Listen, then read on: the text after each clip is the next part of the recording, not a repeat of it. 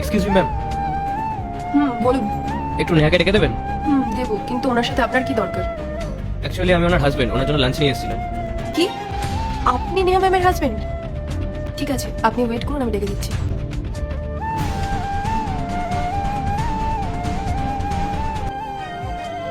আরে কতক্ষণ ধরে কাজ করবে তুমি? আমি কখন থেকে ওয়েট করছি অফিসের বাইরে খাবার। তুমি ভেতরে কেন এসেছো? আমি ভিতরে কেন আসলাম মানে? আরে আমি তো তোমার হাজবেন্ড, আমি কি ভেতরেও আসতে পারবো না? তোমাকে আমি কতবার বলেছি যে অফিসে আসবে না, আর তুমি অফিসে চলে আসলে। আরে তুমি সারাদিন কাজ করো, আমার তোমাকে নিয়ে খুব টেনশন হয় যাতে তোমার শরীর খারাপ না হয়ে যায়, তাই তোমার জন্য খাবার নিয়ে এসেছি। হ্যাঁ, তো আমি বলেছিলাম যে আমার জন্য খাবার নিয়ে আসতে। আর তাছাড়াও আমি তোমাকে অফিসে আসতে বারণ করেছিলাম। আর তুমি জানো আমি কতটা এম্বারেসিং ফিল করি। একে তো তুমি কাজবাজ কিছুই করো না, আর আমি এখানে জব করি, আর তুমি আমার অফিসে চলে আসলে। তোমাকে দেখে লোকজন কি না কি বলবে যে আমার হাজবেন্ড এমন। নেক্সট টাইম থেকে আমার অফিসে আসবে না, মাথায় ঢুকেছে?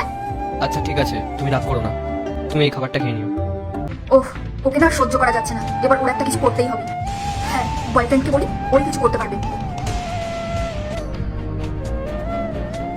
আরে চলে এসেছো তুমি? কি ব্যাপার, তোমার আজকে আসতে এত দেরি হলো? হ্যাঁ, তো আমার কাজটাই এমন, টাইম লেগে যায়। তোমার মতো তো না কাজবাজ না করে বেকার বাড়ি বসে থাকি। আচ্ছা ঠিক আছে, তুমি বসো, আমি খাবার আনছি। লাগবে না, আমি খেয়ে এসেছি। আচ্ছা, তুমি এত রাত অব্দি জেগে আছো কেন?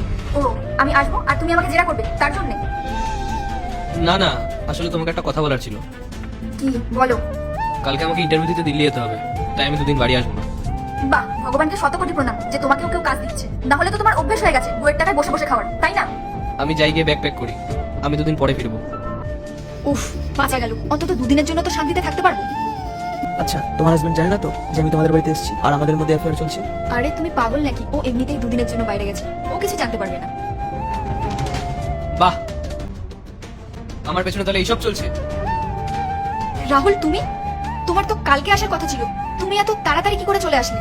হ্যাঁ, আমার কালকেই আসার কথা ছিল, কিন্তু রাস্তায় যেতে যেতে আমার কাছে কল আসলো যে আমার ইন্টারভিউটা ক্যান্সেল হয়ে গেছে, তাই আমি বাড়ি চলে আসলাম। আর এসে আমি এসব কি দেখছি? তুমি আমার পেছনে আমাকে ধোকা দিচ্ছ, এই ছেলেটার সঙ্গে তুমি ফষ্টি করে বেড়াচ্ছ।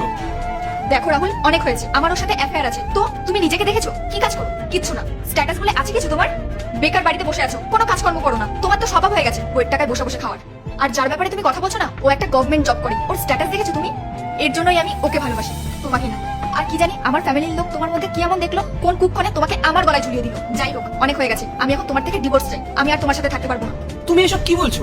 তুমি কি সেসব দিনগুলো ভুলে গেছো যখন আমি তোমার চাকরির জন্য, তোমার পড়াশোনার জন্য আমার চাকরি স্যাক্রিফাইস করেছিলাম? তোমার জন্য আমাকে আমার চাকরিটা পর্যন্ত ছাড়তে হয়েছিল, আর এই সব কিছু তুমি ভুলে গেছো।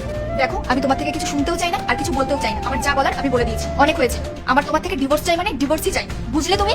ঠিক আছে, তোমার যা করার তুমি করো, কিন্তু একটা কথা মনে রেখো, তুমি আমার সাথে যেরকম করলে না, একদিনের ফলটা তুমি ঠিক পাবে। তুমি যেমন ভাবে আমাকে চিট করলে, ভগবান একদিনের শাস্তিটাও তোমাকে দেবে।